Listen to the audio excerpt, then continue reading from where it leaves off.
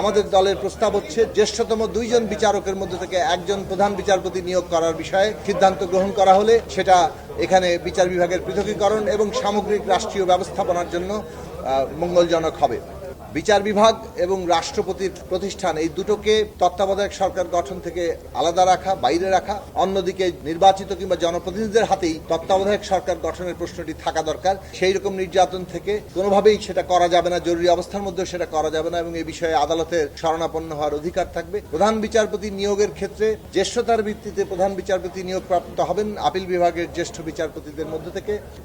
সেইটাই নীতিগতভাবে একমত হয়ে যেটা আলোচনা হয়েছে যে 2 জন জ্যেষ্ঠতম বিচারপতির মধ্যে রাষ্ট্রপতি একজনকে নিয়োগ দেবেন। তবে এই বিষয়ে মতপার্থক্য আছে, কেবলমাত্র জ্যেষ্ঠতম নাকি 2 জন জ্যেষ্ঠতমের মধ্যে একজনকে নিয়োগ দেওয়া হবে।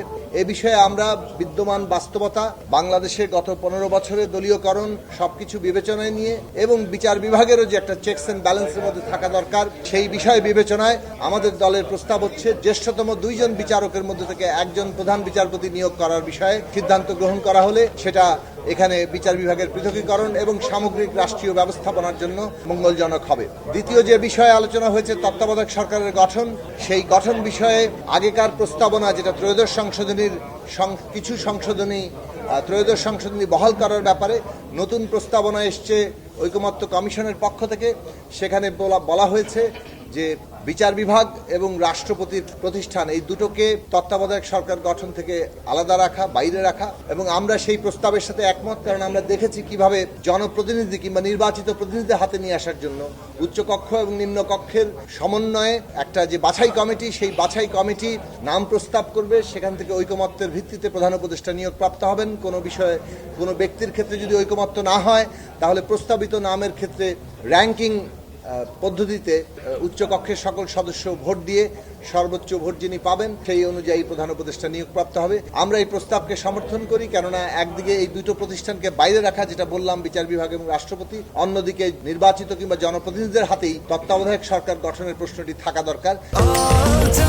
স্বাস্থ্যকর অল টাইম হানিকম, সব সময় অল টাইম হেলদি লাইফ, সেই বিষয়ে আমরা আমাদের অবস্থান প্রকাশ করি। শেষ যে বিষয়ে আলোচনা হয়েছে জরুরি অবস্থা ঘোষণার পরিপ্রেক্ষিতে, সেটা নিয়ে আগেই ঐকমত্য হয়েছিল যে বিদ্যমান ব্যবস্থার বদল ঘটানো হবে এবং সেই ক্ষেত্রে প্রধান বিবেচনা ছিল যে মৌলিক অধিকার স্থগিত করার বিধানগুলো আছে, সেইটা মৌলিক অধিকার কতটুকু কার্যকর থাকবে। আজকে কমিশন নতুন করে প্রস্তাব দিয়েছেন জীবনের অধিকার এবং যে কোনো ধরনের নির্যাতনমূলক, অবমাননাকর সেই রকম নির্যাতন থেকে কোনোভাবেই সেটা করা যাবে না, জরুরি অবস্থার মধ্যেও সেটা করা যাবে না এবং এই বিষয়ে আদালতের শরণাপন্ন হওয়ার অধিকার থাকবে। এই বিষয়গুলো সংযুক্ত করে তারা যে নতুন প্রস্তাব নিয়ে এসেছেন, এই প্রস্তাবের সাথে মোটামুটি ভাবে একটা সাধারণ ঐকমত্য তৈরি হয়েছে।